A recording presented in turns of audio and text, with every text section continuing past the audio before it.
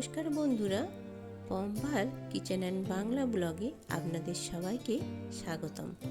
আজকে আমরা চলে যাচ্ছি পশ্চিম মেদিনীপুর জেলার চন্দ্রকোনা রোডে পরিমল কানন পার্কে।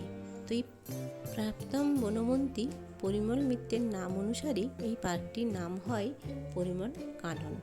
এই পার্কটি প্রায় 40 একর জমির উপরে অবস্থিত।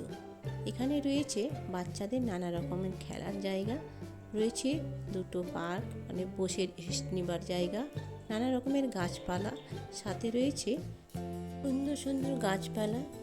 আপনার বড়দের জন্য রয়েছে বোটিংয়ের ব্যবস্থা, টয় ট্রেনের ব্যবস্থা, নানা রকমের জিনিস।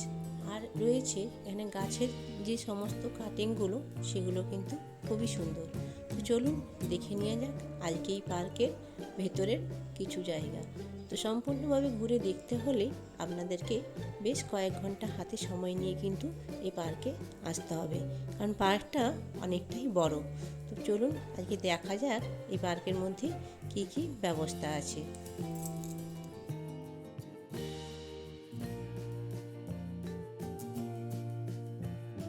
প্রথমেই বলি এই পার্কে আপনারা কিভাবে আসবেন। যদি আদ্রা থেকে আসেন তাহলে নামতে হবে চন্দ্রকোনা রোডে, আর হাওড়া থেকে এলেও নামতে হবে কিন্তু চন্দ্রকোনা রোডে। চন্দ্রকোনা রোডে নেমে ওখানে একটা টোটো করে সামান্য আপনারা যে কোনো টোটোকে বললেই ওনারা কিন্তু পৌঁছে দিবে পরিমল কাননে। হেঁটেও আসা যায়, যে যারা জানেন না তাদের জন্য এই কথাটা বললাম যে টোটো ধরে আসতে হবে। আমরা কিন্তু চলে আসছি শালবনি থেকে, আর শালবনি থেকে আসার সময় এই যে চললো, এটা হচ্ছে আড়াবাড়ির জঙ্গল। আড়াবাড়ির জঙ্গল কিন্তু যথারীতি ভয়াবহ। এখানে প্রচুর বড় একটা জঙ্গল আছে, তো সেই জঙ্গলটা আমাদের ক্রস করতে হচ্ছে। দেখতেই পাচ্ছেন জঙ্গলটা কিন্তু বেশ ঘন। আর আমরা যাচ্ছি টোটোতে। শালবনি থেকে কিন্তু পরিমল কাননের দূরত্ব মাত্র 10 কিলোমিটার। তো সেই জন্য আমরা টোটোতেই যাচ্ছি। আপনারা চাইলে টোটো, বাস, ট্রেন যাতে হোক যে যেভাবে আসতে পারবেন সেইভাবে কিন্তু আসা যাবে। এখানে কিন্তু কোনো যানবাহনের অভাব নেই। ট্রেনেরও সুবিধা, বাসেরও সুবিধা, এবং সমস্ত রকম যানবাহন নিয়েই কিন্তু এখানে আসা যায়। তো চলুন দেখে নেওয়া যাক।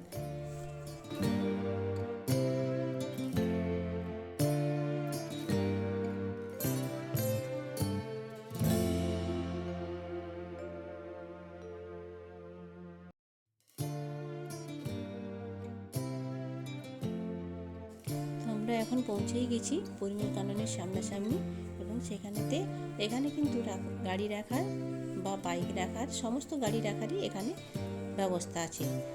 তো আমরা নেমে আস্তে আস্তে করে চলে এলাম টিকিট ঘরের দিকে। এখানে টিকিটের মূল্য মাত্র 15 টাকা। এখানে 15 টাকা থেকে প্রত্যেক মেম্বার পিছু 15 টাকা টিকিট। আপনি 15 টাকা দিয়ে টিকিট কেটে সারাদিনও সময় কাটাতে পারেন, সাথে সাথে আপনি 2 ঘন্টার মধ্যে ঘুরে ব্যাক আসতেও পারেন। এখানে থাকার মতো কোনো সময়সীমা নেই, আপনার পছন্দ মতো আপনি এখানে কিন্তু সময় কাটাতে পারেন। আমি এখানে টিকিট কেটে নিলাম, আমাদের 6 জন মেম্বার ছিল, তাই 90 টাকা দিয়ে আমি এখানে টিকিট কেটে নিলাম। তো চলুন এবার ভেতরে প্রবেশ করা যাক, দেখা যাক ভেতরে কী কী আছে।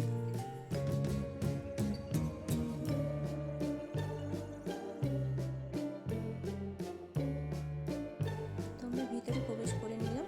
প্রবেশ করে গিয়ে দেখতেই পাচ্ছেন এখানে কিন্তু সুন্দরভাবে গাছপালা মানে কাটিং করে করে প্রত্যেকটি গাছ সুন্দর করে সাজানো আছে। আর উপরের দিকে দেখুন সুপারি গাছের সাথে আকাশটা এতটাই সুন্দর লাগছিল, তো সেটা কিন্তু আমার খুবই ভালো লাগছিল। আপনাদের সাথেও সেটা একটু শেয়ার করলাম। আকাশটা পুরো নীল আকাশ লাগছে, আর হালকা হালকা রোদের একটা ছায়া পড়েছে, তো দেখতে আমার অপূর্বই লাগছিল। চলুন এবার ভেতরেতে আপনাদেরকে ঘুরিয়ে দেখাই।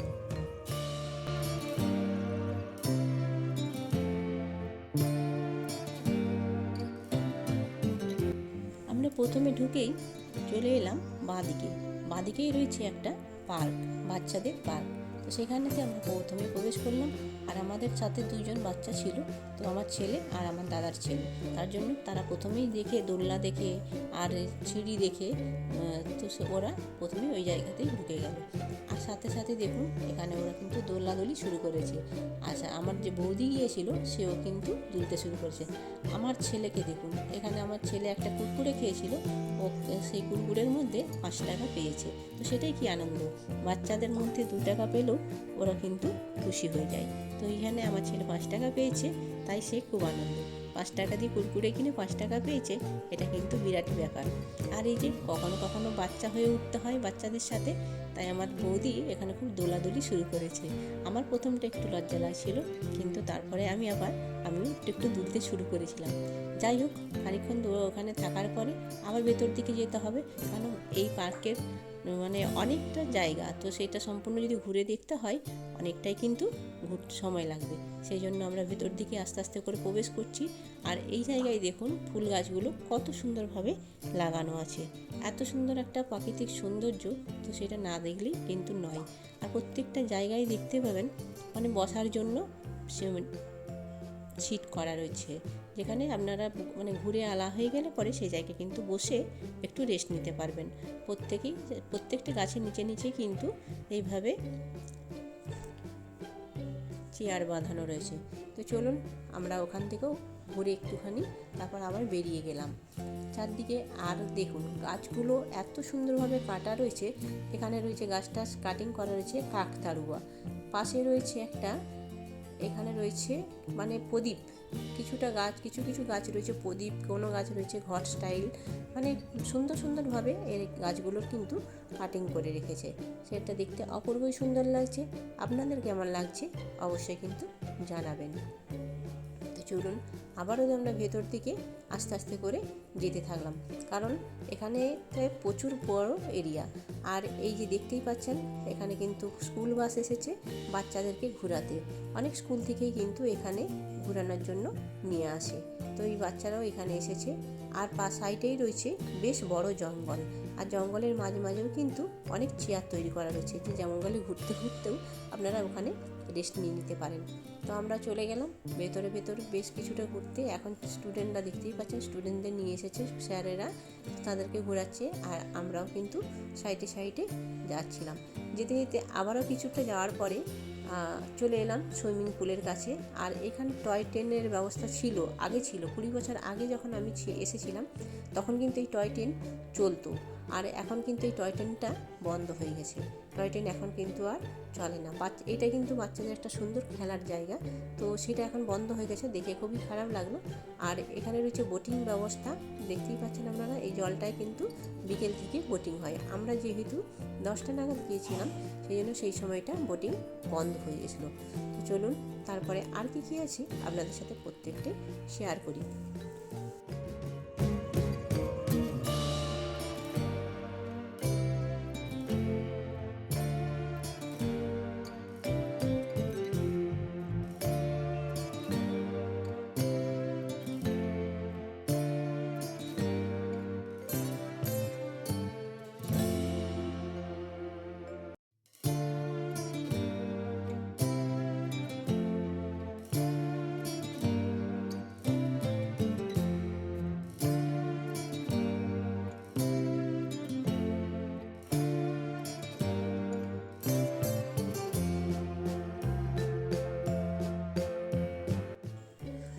যত ভেতর দিকে যাওয়া যাচ্ছে তত কিন্তু দেখতে পাওয়া যাচ্ছে সুন্দর সুন্দর গাছের কাটিং।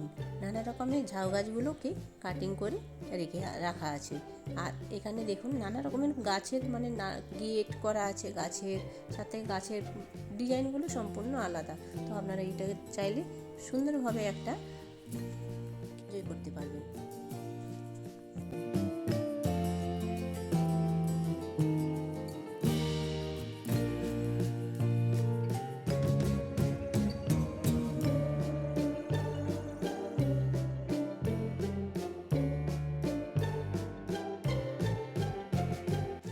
এখানেও একটা রয়েছে পার্ক বাচ্চাদের জন্য।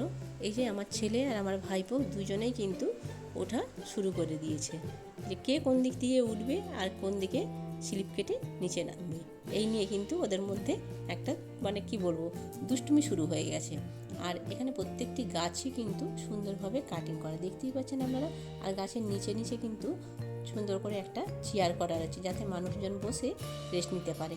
এখানে অনেক কপিলরা এসে বসে বসে সময় কাটায়, তাদের মনের সমস্ত রকম সুখ দুঃখের কথা এখানে এসে বসে বসে টাইম কাটাতে পারি। তো আপনারাও যদি চান এখানে কিন্তু একবার এসে ঘুরেই যেতে পারেন। তবে হ্যাঁ, আগের মতো সেইভাবে সৌন্দর্য কিন্তু আর এতটা নেই। আগে যখন এসেছিলাম তখন কিন্তু আরও সুন্দর ছিল। আর এই যে দেখতেই পাচ্ছেন যে বোটিংয়ের জায়গাতে যে জলটা আছে সেখানে কিন্তু প্রচুর মাছ রয়েছে, নানা রকমের মাছ। তো এই মাছগুলো আমার ব্যাগে ছিল কুরকুরে, তো সেই কুরকুরেগুলো আমার ছেলে আর আমার ভাইপো দুজন মিলে ভেঙে ভেঙে দিচ্ছিল। সেই জন্য মাছগুলো কিন্তু যখনই মানে ছায়া দেখতে পায় তখন কিন্তু সেই জায়গাটায় এসে তারা একসাথে দাঁড়িয়ে যায়, মানে একসাথে থাকে। সেখানটাতে জানে যে ওরা কিছু খাবার দেবে, তো সেই জন্যই ওরা কিন্তু এক জায়গায় এসে জমায়েত হয়। তো দেখতেই পাচ্ছ আমার ছেলেরা খাবার দিচ্ছিল, সেই জন্য কিন্তু ওরা লুফালুফি করে খাবার খাচ্ছিল। আর এই যে কিছুক্ষণ ঘোরার পরে যদি গলা শুকিয়ে যায়, মাঝখানে কিন্তু রয়েছে লস্যি। তো লস্যি খেয়ে একটু গলাটা ভিজিয়ে নিয়ে তারপর আবার কিন্তু আপনারা ঘুরতে পারবেন, কোনো অসুবিধাই নেই। যে হ্যাঁ, অনেকক্ষণ ঘোরার পরে গলা শুকিয়ে গেছে, জল নেই কাছে, কীভাবে কী করব, সেটার জন্য কোনো অসুবিধা হবে না। আর পাশে যে জঙ্গলটা দেখতে পাচ্ছেন নেট দিয়ে ঘেরা, তো ওখানে ছিল আগে হরিণ, এখন কিন্তু সেই হরিণগুলো নেই। আর যে চ্যাট ছিল সেটাও কিন্তু এখন আর নেই। হরিণ ছিল, ময়ূর পাখি ছিল, অনেক কিছু ছিল, ইমু পাখি ছিল, সব কিছুই কিন্তু এখন সব নষ্ট হয়ে গেছে। এখানে আর কোনো জীবজন্তু এখন নেই। কিন্তু যদি মনে হয় যে আপনারা কিছুক্ষণ সময় কাটিয়ে আসবেন বাচ্চাদেরকে নিয়ে, বাচ্চারা খেলাধুলা করবে, সে সূত্রে এই জায়গাটা কিন্তু অনেকটাই সুন্দর, নিরাপদ এবং সুন্দর। তো আপনারাও চাইলে এইভাবে ঘুরে আসতে পারেন। আর সবচেয়ে বড় কথা, এটা কিন্তু একটা ভালো পিকনিক স্পট। এখানে কিন্তু অনেক স্টুডেন্টরা আসে বা বাড়ির লোকজন আসে এখানে পিকনিক করতে। এটা একটা ভালো, দেখুন এখানে অনেক বাস এসেছে, এখানে বাসে করে পিকনিক করতে এসেছে। তো চলুন আপনাদেরকেও সেটা একটু দেখিয়ে দিই। দেখতেই পাচ্ছেন কত মানুষজন এসেছে এখানে পিকনিক করছে, এবং যথারীতি তাদের মানে টিফিনের একটা ব্যবস্থা করেছে, তারা টিফিন খাচ্ছে এখানে। আমরা সেই সময় ওই দিক দিয়ে পেরিয়ে যাচ্ছিলাম। যাই হোক, আপনাদের সাথে সেটা একটু শেয়ার করে নিলাম। আমাদের ঘোরা প্রায় মানে পুরো পার্কটা তো অত ঘোরা যায়নি, তবে অনেক পার্সেন্ট 80% আমরা প্রায় পার্কটা ঘুরে নিয়েছিলাম। এরপর আর ভালো লাগছিল না, তো ভাবলাম এবার বেরিয়ে যাই। তো চলে এখন দেখুন এই যে নারকেল গাছের সাথে যে আকাশটা দেখাচ্ছে, এটা কিন্তু খুবই সুন্দর। বন্ধুরা, আমার গলাটা একটু সমস্যা আছে, আমার শরীরটা অসুস্থ থাকার জন্য, সেই জন্য একটু ভয়েসটা ডিস্টার্ব হচ্ছে। আপনারা প্লিজ একটু অ্যাডজাস্ট করে আমার সাথে দেখে নেবেন ভিডিওটা। আর ভিডিওটা যদি ভালো লেগে থাকে অবশ্যই লাইক, কমেন্ট, শেয়ার দিয়ে আমার পাশে থাকবেন। আর কীরকম ভিডিও দেখতে চান সেটা অবশ্যই কমেন্টে জানিয়ে যাবেন। আমি চেষ্টা করব আপনাদেরকে সেইভাবে ভিডিও দেওয়ার। আর যারা নতুন বন্ধু আসছেন আমার পরিবারে, আমার চ্যানেলটা সাবস্ক্রাইব করে আমার পাশে থাকবেন।